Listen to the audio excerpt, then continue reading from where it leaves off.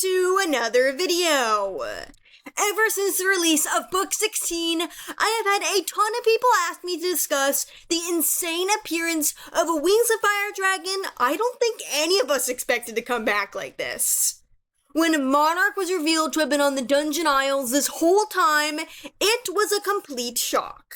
And what was amazing to actually get to see her on the page, it does raise a lot of questions.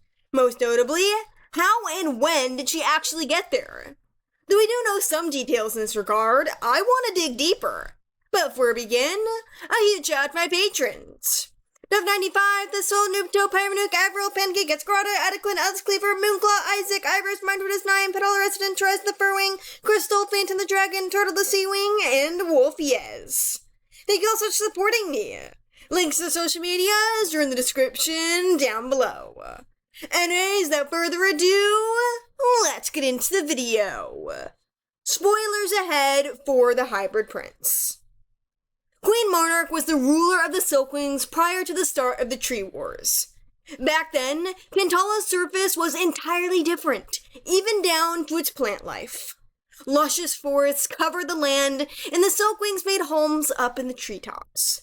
Monarch would meet with Sequoia and Wasp to have meetings and discuss the coming prophecies of the Book of Clearsight, with the other two queens not knowing of Wasp's deception. Monarch was given the throne by her mother, Diadem, and thus was chosen as the leading heir of the tribe. This means she had siblings, some of which were at least her sisters.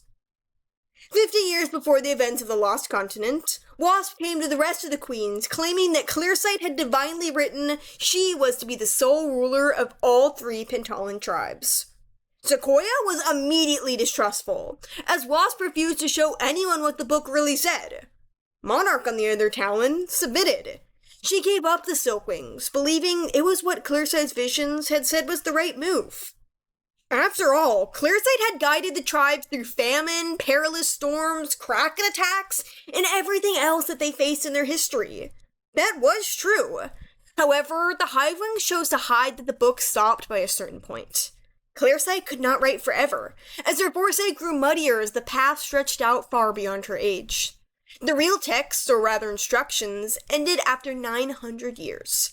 But this was kept a secret, and only the HiveWings held the book, as they were the direct descendants of Clearsight herself. What everyone else would much later find out was that the Nightwing Seer's final message was to protect the trees, not burn them. Monarch gave the rule of the SilkWings to Wasp, thinking Clearsight's providence was wise and all-knowing as usual. Surely if the book claimed it was right, Wasp couldn't have been wrong. Though Monarch submitted, that reluctance from Sequoia soon turned into war. The Leafwings fought to defend their land as a furious Wasp wanted control in any way she could. If the dragons of the jungle wouldn't give it to her, she would wipe them all out. Kill or be killed. The peaceful ex-queen of the SilkWings ultimately found herself locked away in Wasp Hive, as the new ruler forced her dragons into slavery. However, she knew little of what was truly happening on the outside of her cell. And what she may have been aware of, perhaps she thought it would all lead to something good in the end.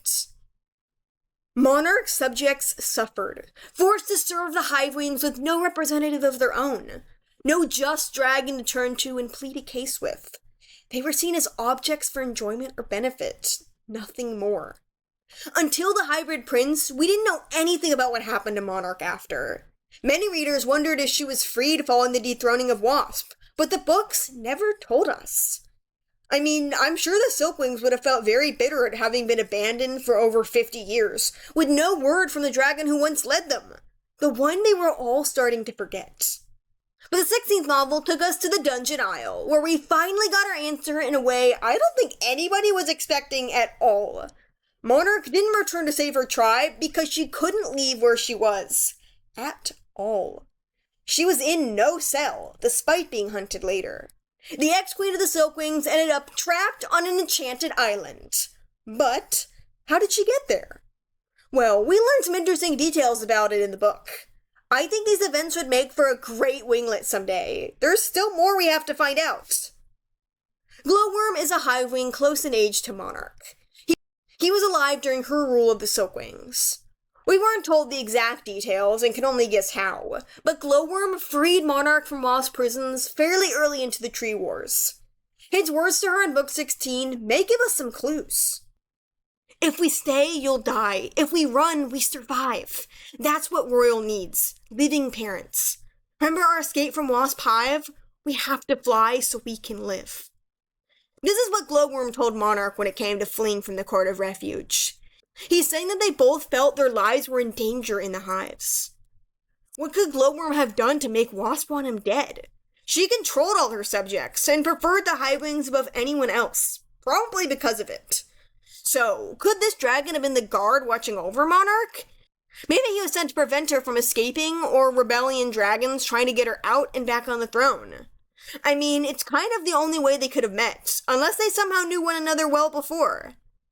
Wasp may have seen through his eyes that he was spending more time with the SilkWing, or uncovered their plans to escape. Fearing a secret plot to wipe her out of power amid the Leafwing battles, Wasp could have been after them both. This was early into the war. There is a huge story to tell on why they felt as though escape was necessary. Wasp was definitely trying to kill them both, and they knew it.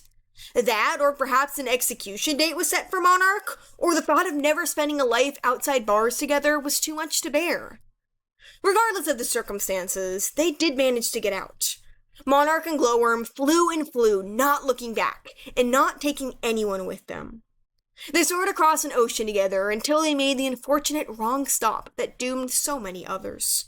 Landing on the Dungeon Isles, a forgotten plot of land entrapped by magic, resulted in Wasp's second imprisonment. She was free from Wasp, though, and that was what counted at first.